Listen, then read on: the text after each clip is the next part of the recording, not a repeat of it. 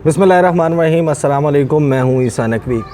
आज एक ऐसे मौजू के ऊपर बात करने जा रहा हूँ जो कि आपने चैनल के ऊपर मेरे पहले भी इस हवाले से एक वीडियो देखी होगी कि जिस वक्त लगभग 80 से 85 रोज़ पहले की बात है, इंटरनेशनल मार्केट में ऑयल की प्राइसेस कम हुई, तो उस वक्त मैंने मियां शाहिद साहब के साथ एक वीडियो की थी और उस वीडियो में मियां शाहिद साहब ने ये प्रेडिक्शन की थी अपनी कैलकुलेशन करके, और मैंने उसमें बताया था कि मियां साहब जो हैं वो एनर्जी की बीट के हवाले से, इस शोबे के हवाले से रिपोर्टर्स में इंतहाई नुमायाँ रिपोर्टर हैं पूरे पाकिस्तान में।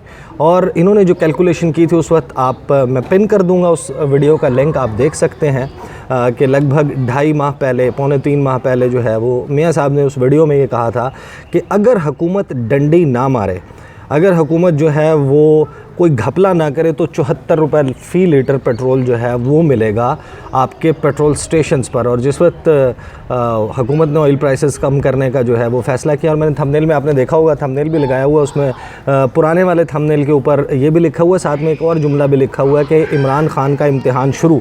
उस वीडियो में मैंने ज़ाहिर एक शक का या शुबे का जो है वो इजहार ज़रूर किया था कि हुकूमतें ऐसा करती नहीं हैं कि वो रिलीफ़ अगर हो तो उसको उसी तरीके से ट्रांसफ़र भी कर दें आवाम पर।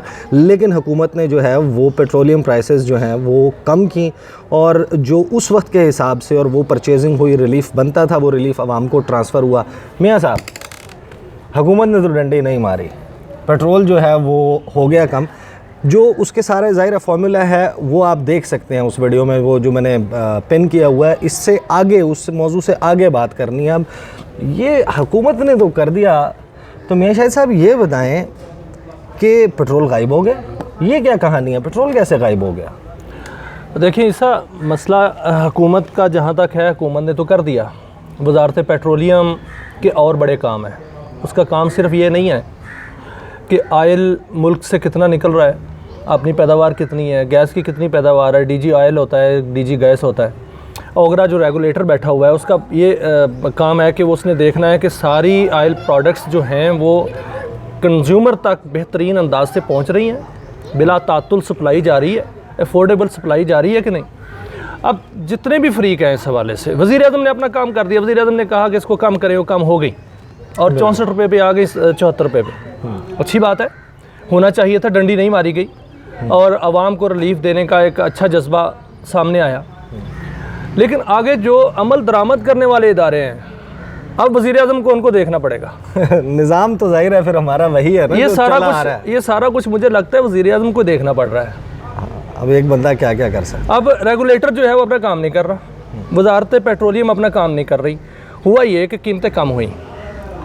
मार्च अप्रैल में कीमतें आपको पता है कि इंतहाई कम सतह पे थी। बिल्कुल, पेट्रोल कोई नहीं ले रहा था, पेट्रोलियम मसनूआत कोई उठा ही नहीं रहा था, इस्तेमाल ही ख़त्म हो गया था, जहाज़ नहीं चल रहे थे, इंडस्ट्री नहीं चल रही थी, बिजली उस तरीके से गर्मी नहीं थी, नहीं बन रही थी, आपकी गाड़ियाँ नहीं चल रही थी, ट्रांसपोर्ट, हर चीज़ बंद पड़ी थी। हमारा हाल ये था पाकिस्तान के अंदर कि जो हमारी अपनी पैदावार है, अपने ज़खायर हैं, वो बड़ा अच्छा इकदाम किया हुकूमत ने, बड़ी अक्लमंदी की है, इस पर दाद देनी चाहिए कि उन्होंने अपने जो ज़खायर हैं वो बचाए और अपनी पैदावार कम कर दी।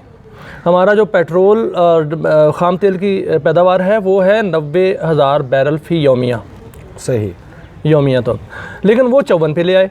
और जो गैस की पैदावार है वो 4.25 अरब क्यूबिक फ़िट है योमिया, उसको हम 1.5 अरब पे ले आए।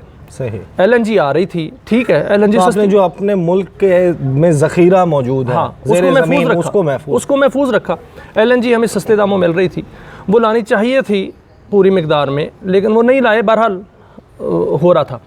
अब तजवीज़ ये दी गई हुकूमत को कि हमें 2 साल की एवरेज प्राइसेस पे एक मुआहदा करना चाहिए इंटरनेशनल मार्केट में, और उस पे 2 साल की कीमतों पे एक ही दफ़ा पेमेंट कर देनी चाहिए।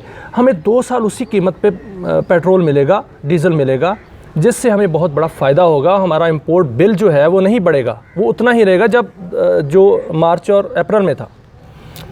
$5 अरब कम हुआ, बहुत बड़ा गैप है और बहुत बड़ा जो है वो मईशत को एक फ़ायदा है। इस पर अभी तक कोई अमल दरामद नहीं हुआ, नंबर 1। नंबर 2, जब हमारी खपत कम हुई तो इंपोर्ट रोक दी गई। सही। अब इंपोर्ट रोक गई, अब जाहिर है वो तो ज़ख़ीरा करने के लिए जब आपके पास इतनी एम्पल जगह नहीं है तो फिर आपने इंपोर्ट उसकी रोकनी थी, मजबूरी है, आप उसको रखेंगे कहाँ, रोक दी। लेकिन जब आपने रोकी है तो फिर आपको नज़र भी तो रखनी है ना कि अब पूरी दुनिया में जब वो वार जो चल रही थी ऑयल पे वो ख़त्म हो गई, एक दूसरे के साथ उनका पैचअप हो गया, मामला जो है वो निपट गए सऊदी अरब का रशिया के साथ, और कीमतें जो हैं वो स्टेबल होना शुरू हो गई। तो हमें भी इस बारे गौर करना चाहिए था, अपने स्टॉक्स जो है मेंटेन करने चाहिए थे। एक तो ये हुआ कि रिफाइनरीज़ ने प्रोडक्ट्स नहीं मंगवाई, इसलिए कि प्रोडक्ट्स रुकी हुई थी, उनकी इंपोर्ट रुकी हुई थी। दूसरा, ऑयल मार्केटिंग कंपनियां जो हैं उन्होंने इसलिए नहीं मंगवाई कि पता नहीं आगे कीमतों का क्या बनना है, इस्तेहकाम नहीं है मार्केट में। अच्छा, पिछले महीने भी आपने 15 रुपये कम की, इस महीने भी आपने कम की कीमतें, और स्टॉक्स जो थे वो उतने ही थे जितने यूज़ हो रहे थे, उस ज़्यादा स्टॉक्स नहीं थे। अब दो काम हुए हैं, एक तो ये काम हुआ जो मैंने कहा कि आप अपने स्टॉक्स को जो है वो सस्टेन नहीं रख सके। दूसरा काम सबसे बड़ा ये हुआ कि हुकूमत के अंदर से जो लीकेज होती है, जो खबरें लीक होती हैं कि कीमत कम हो रही है, कीमत, तो अब हाँ, कीमत जो है वो निकालो। नहीं, एक गलत खबर जो है वो फैला दी गई कि कीमतें आइंदा माह बढ़ेंगी, और लोगों ने ज़्यादा खरीद लिया। लोगों ने ज़्यादा पेट्रोल खरीद पंप लिया। मालकान, पेट्रोल पंप मालकान नहीं, सिर्फ OMCs सही, जो ऑयल मार्केटिंग कंपनीज हैं उन्होंने अपने स्टॉक रोक लिए। मियाँ साहब ये बताएं कि इस सारे मामले में माफिया क्या है, कौन सा, किसको, यानी कि पेट्रोल पंप मालकान हैं ये माफिया हैं, या ऑयल मार्केटिंग कंपनीज़ हैं ये माफिया हैं इस सारे सिलसिले में, या जो मिनिस्ट्रीज़ में बैठे हुए इन फैसलों के फाइलों के ऊपर बैठे हुए बाबूज हैं? क्योंकि देखें, अगर गवर्नमेंट ने अगर अपेरेंटली हम आपको यही नज़र आ रहा है ना कि उन्होंने तो नेक नियति से कर दिया ये, जी, उसका अब जो इम्पैक्ट ट्रांसफ़र होना चाहिए था वो नहीं हो रहा। पेट्रोल जो है वो आपको मिल ही नहीं रहा, लाइनें लगी हुई हैं। देखिए, इसका माफिया कहाँ से शुरू होता है? माफिया शुरू होता है वजारत ख़जाना से। सही, वजारत ख़जाना से माफिया शुरू होता है, वहाँ एक पॉलिसी बनती है। आपको याद होगा डॉलर बढ़ा जब पहली दफ़ा इस हुकूमत में, तो हुआ क्या था? हमने किस्त देनी थी, जो कर्जे की किस्त देनी थी, उसमें हमें $2.5 अरब चाहिए थे। अब $2.5 अरब के लिए एक लेटर लिखा जाता है बैंकों को, जो कमर्शियल बैंक्स हैं, कि डॉलर्स का बंदोबस्त किया जाए, हमने हुकूमत ने किस्त पे करनी है, और वो खबर लीक हो जाती है। जब वो खबर लीक होती है तो मार्केट के अंदर जो माफियाज बैठे हैं वो डॉलर उठा लेते हैं और डॉलर बढ़ जाता है। यही हुआ, और पेट्रोल के साथ भी यही होता है। वजारत ख़जाना से काम शुरू होता है, वजारत पेट्रोलियम में आता है, फिर रेगुलेटर जो है वो सोया हुआ होता है, उस तरह जिस तरह मैं फिर वो बोलना पड़ेगा कि फ़िल्म में IG कहता था मैं सोया हुआ हूँ, आप समझे कि IG सोया हुआ है। रेगुलेटर सोया होता है और माफिया अपना काम कर जाता है। अब माफिया में वजारत के लोग भी शामिल हैं, हुकूमत के लोग भी, पेट्रोल पंप मालकान भी शामिल हैं, OMCs भी शामिल हैं, और उसमें रिफाइनरीज भी शामिल हैं। ये एक पूरा, जिस तरह शुगर माफिया था इस तरह ये ऑयल माफिया है।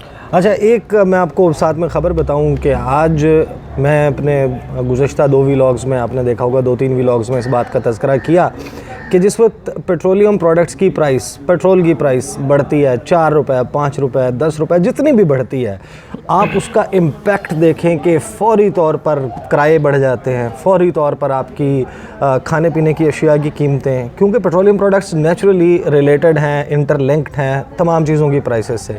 लेकिन मैंने ये बात का तज़किरा भी किया था कि जब प्राइसेस कम होती हैं तो उसका इम्पैक्ट जो है वो जिस तरह रोक के बैठ जाते हैं ना लोग, वो रोक के बैठ जाते हैं, इम्पैक्ट जो है वो नीचे ट्रांसफ़र नहीं होता।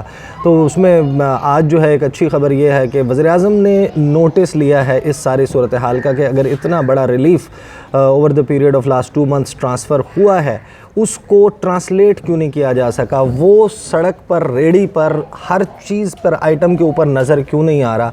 मिन हैसुल कौम क्या हम इतने गिरे हुए हैं कि लोग जो हैं वो इसका इम्पैक्ट ख़ुद ट्रांसफ़र नहीं कर रहे, हर बंदा जो है वो चोर बाज़ारी में जो है वो मुलव्वस है। वज़ीर-ए-आज़म ने इसका नोटिस लिया, जो नेशनल प्राइस कंट्रोल कमेटी है उसको डायरेक्टिव जारी किए हैं। ये ज़िलाई सतह के ऊपर देखें, जिस तरह रमज़ान में भी होना चाहिए था कि रमज़ान में भी एक प्राइसेस के ऊपर कमी आ जानी चाहिए थी, वो उस तरीके से नहीं हुई। तो ये ज़िलाई कमेटियाँ क्या कर रही हैं? देखिए ऐसा, वही बात जो आपने कही है, हर काम वज़ीर-ए-आज़म को करना पड़ता है। वज़ीर-ए-आज़म ने आज नोटिस लिया है, और वो DCs जो हैं हर ज़िले में, काम के लिए, वो किस काम के लिए हैं? देखें होता क्या है, ओगरा का क्या काम है? रेगुलेटर सिर्फ ओगरा नहीं है, ओगरा है, आपकी मार्केटिंग कमेटीज़ हैं, आपकी जो है मोनोपोली कंट्रोल कमेटी, वो है कमीशन है, मुसाबकती कमीशन जिसको कहते हैं। अब ये सारे जो रेगुलेटर्स या सारे ज़िम्मेदार इदारे हैं ये काम नहीं कर रहे। अगर ये काम करें तो जैसे ही प्राइसेस कम होती हैं उसी दिन अगले दिन नोटिफिकेशन आ जाना चाहिए कि सब्जी की फलाने चीज आइटम की इतनी कीमत कम हो गई, हाँ। फ्रूट की इतनी कीमत कम हो दूध की गई, इतनी कम हो गई, दूध इतना कम होगा, दही इतनी कम होगी, हर चीज़ के ऊपर इम्पैक्ट, हर चीज़ क्योंकि आप हर चीज़ बढ़ाते हैं जब हाँ। पेट्रोल की प्राइस बढ़ने पे, तो अब हर चीज़ को घटाएं भी ना, तो ये ज़िलाई हुकूमतें दोनों तरफ ऐसा ही होता है। जब पेट्रोल बढ़ता है तो उस वक्त भी इंतज़ामिया हरकत में नहीं आती। अगर 15 रुपये बढ़ा है, 5 रुपये बढ़ा है, तो कीमत जो है वो 10 रुपये के मुकाबले में बढ़ गई है, उस हिसाब से बढ़ गई है। अगर 10 रुपये कम हुआ है तो कीमत जो है वो कम हुई ही नहीं है।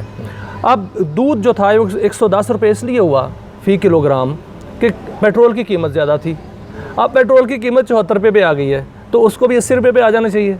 बिल्कुल, लेकिन दूध 80 रुपये पे नहीं आया, दूध जो है वो 110 पे ही है।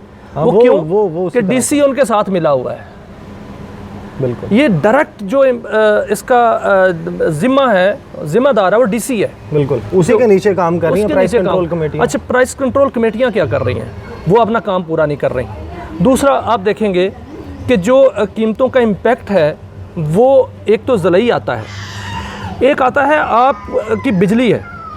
बिजली को भी काम होना चाहिए। आप देख रहे होंगे पिछले साल, गुज़श्ता साल कीमतें आसमान से बातें कर रही थी, इसकी खाम तेल की $74 पे पहुंच गई थी। और जो बिजली की कीमतें थीं वो हर माहाना फ्यूल प्राइस एडजस्टमेंट के नाम से 2 रुपये, 1.5 रुपये, 85 पैसे, 1 रुपया ये बढ़ रही थी। और सार्फिन को 10-10 अरब रुपए ज़ायद जो है माहाना देने पड़ रहे थे। अब दिसंबर से लेकर अब तक कीमतें कितनी कम हो गई हैं। अब फ्यूल प्राइस एडजस्टमेंट जो है, जो तेल की लागत है बिजली बनाने में, उसके मुताबिक कम होनी चाहिए ना। कम से कम इस वक्त तक अगर ये नेपरा जो है वो भी रेगुलेटर है, वो सोया ना हो, बिल्कुल, जो कि चेयरमैन नेपरा भी सोए हुए हैं उस आईजी की तरह, वो अगर ना सोए हों तो कम से कम इस महीने तक 7 से 8 रुपये फ़ी यूनिट इतना सार्फिन को जो है वो फ़ायदा मिलना चाहिए। सार्फिन को 100 अरब रुपए का फ़ायदा मिलना चाहिए मेरे कैलकुलेशन के मुताबिक। इन 3 महीनों में 100 अरब रुपए बिजली की कीमतों पे। इस वक्त बिजली का जो कम से कम यूनिट है वो 10 रुपये 20 पैसे है, और ज़्यादा से ज़्यादा जो है 24 रुपये तक है। क्या उसको हम कम नहीं कर सकते? उसको कम कर सकते हैं हम, इसलिए क्योंकि आपकी सबसे महंगी बिजली जो है वो थर्मल पावर पे बन रही है, आपके फर्नेस ऑयल से बन रही है। देखें ईसा भाई, आपका जो LNG है वो आगे $4 पे, $4 पे आपकी मुकामी गैस नहीं है, मुकामी गैस $6 की है। सही, आपकी LNG $4 पे बिक रही है। सही, आपका पेट्रोल खाम तेल जो है वो $20 तक आया है, $18 तक आया है। उसका फ़ायदा किधर है? उसका फ़ायदा जो फर्नेस ऑयल है वो तो पेट्रोल के मुकाबले में बहुत कम होता है उसकी कीमत। वो तो अगर $18 पे था, ये तो $10 पे होगा। उसका इम्पैक्ट जो है वो बिजली की कीमतों पे आना चाहिए ना। अगर बिजली की कीमतों पे आएगा तो आपकी लागत कम होगी, आपकी प्रोडक्शन जो है उसकी लागत कम होगी, कास्ट ऑफ प्रोडक्शन कम होगी, तो आपकी चीज़ें जो हैं वो बिकेंगी बाहर, सस्ती जो बनेगी, तो आम बंदे की जेब में पैसे आएंगे। मेरा बिल जो कल 5,000 आता था वो आज 1,000 आना चाहिए। क्यों आज भी 5,000 आ रहा है? आज भी क्यों गैस का बिल जो है वो 50-50 हज़ार पे आ रहा है? इस पर भी क्या वज़ीर-ए-आज़म नोटिस लेंगे? हर चीज़ वज़ीर। देखिए, मैं ज़ाती तौर पर जो है ना मियाँ साहब, मैं ये समझता हूँ कि ज़ाहिर है कि इस वक्त जो डिसीजन मेकिंग पोजीशन में लोग मौजूद हैं वो 20 साल से, 25 साल से, 30 साल से सिस्टम का हिस्सा है, और वो मिले हुए हैं। वज़ीर आज़म आखिरकार तो जो है वो chief executive of the country हैं। मैं समझता हूँ कि अगर वो जहांगीर तरीन के ख़िलाफ़, अपनी पार्टी के सबसे अपने बाद सबसे अहम समझे जाने वाले बंदे के ख़िलाफ़ बिल्कुल इंक्वायरी करवा सकते हैं, उसके ख़िलाफ़ कार्रवाई का हुक्म दे सकते हैं। अभी यानी इतलात आ रही हैं कि बहुत जल्द उनका मामला जो है वो कुछ इदारों के पास जाने लगा है और वो एक लंबे चक्कर में फंसने लगे हैं। तो फिर ये लोग, इनके ख़िलाफ़ सम हेड्स शुड बी रोल्ड। जो प्राइस कंट्रोल कमेटी जिस डीसी के अंडर काम नहीं कर रही, यार आप उसको इबरत का निशान बनाएं। आप कहेंगे भाई ये मिला हुआ है, ये जो बंदा, एक दफ़ा आप एग्ज़ाम्पल सेट कर देंगे, आप एक दफ़ा ये मिसाल कायम कर देंगे कि जो शख्स आवाम तक इस रिलीफ़ के पहुँचने में रुकावट बनेगा, वफाक उसको ओन नहीं करता, देखिए हुकूमत उसको ओन नहीं करती और हुकूमत उसको नहीं करने देती। एक सादा सा फार्मूला है, जिस तरह कहते हैं ना कि इस इलाके में अगर जुर्म हुआ तो SHO नहीं है। सही, अगर एक ज़िले में कीमतें कंट्रोल नहीं होती तो DC नहीं है। ये हाँ, फार्मूला बिल्कुल, अप्लाई करें, होना चाहिए, ये होना फार्मूला अप्लाई करें। और जहाँ पर आपका जो मुसाबकती कमीशन है, कंपटीशन कमीशन ऑफ पाकिस्तान, वो नहीं काम कर रहा सही, जहाँ पर वजारत ख़जाना की कमज़ोरी है, जहाँ पर पेट्रोलियम मिनिस्ट्री की कमज़ोरी है, आप हमें देखें, मैं ज़ाती तौर पर समझता हूँ कि वज़ीर-ए-आज़म इमरान खान से जो सबसे ज़्यादा उम्मीद उनके सपोर्टर्स को थी वो ये थी कि एहतसाब होगा और कड़ा एहतसाब होगा। जो लोग जौंकों की तरह सिस्टम को चिपके हुए हैं, चिमटे हुए हैं और खून चूस रहे हैं आवाम का, और उनसे यानी कि उनकी जेब पे दिन की रोशनी में डाका डाल रहे हैं, उनको निशाने इबरत बनाएंगे। अब मेरा ख्याल है कि अगर वो अपनी पार्टी के ख़िलाफ़ ये एक्शन ले सकते हैं, now he has to prove, और उनको ये कर देना चाहिए, कर गुजरने, यानी कि तुम अपनी करनी कर गुजरो, जो होगा देखा जाएगा।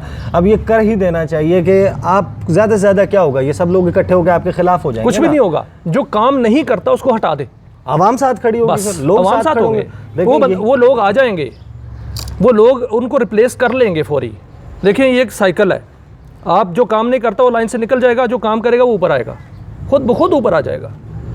उस दीवार को गिराएं तो सही, जो दीवार रुकावट है उसको गिरा दें, तो खुद ब खुद काम करने वाले उस खेती में पहुंच जाएंगे, उस जगह पे पहुंच जाएंगे, वो मशीन चल जाएगी, वो सर्कल चल जाएगा, निज़ाम चल जाएगा और बेहतरीन चल जाएगा। बिल्कुल। देखें जी, मैं क्योंकि वक्त जो है वो खासा तवील हो जाएगा, मैं 2-3 बातें कर देता हूँ कि मैंने गुज़श्ता वीडियो में जिस वीडियो का मैं रेफरेंस दे रहा हूँ पेट्रोलियम प्रोडक्ट्स की प्राइसेस के हवाले से, उसमें मैंने ये लिखा था कि वज़ीर-ए-आज़म का इम्तिहान शुरू, और ये बड़ी खुशी की बात है कि वो इस इम्तिहान में कामयाब हुए, और अब जो है वो एक और इम्तिहान है। ज़ाहिर है अगर चीज़ें इस तरीके से होने ही लग गई हैं, मुझे पता है कि उस वीडियो के तो फ़ैल ये नहीं हुआ, जी जी, लेकिन फिर भी अगर यार उसमें की हुई कोई बात हो गई है तो मैं एक और बात कर देता हूँ कि अब उनका जो है एक और इम्तिहान है कि अब ये जो प्राइसेस कम कर दी हैं पेट्रोलियम प्रोडक्ट्स की, इसका इम्पैक्ट सही ट्रांसलेट होकर लोगों तक पहुँचे।